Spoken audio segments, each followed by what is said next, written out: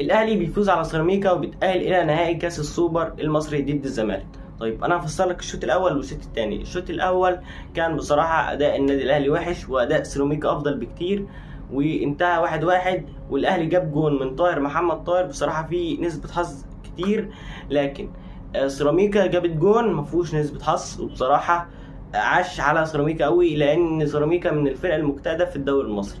طيب الشوط الثاني كان بصراحه اداء النادي الاهلي افضل من سيراميكا بكتير، وكان النادي الاهلي بيهاجم وشفنا كواليتي جديد من امام عاشور، يعني عمل حاجه جديده، بدا يرجع في المستوى بتاعه بصراحه.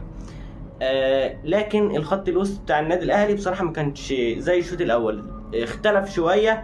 اكرم ما بقاش في حالته تماما.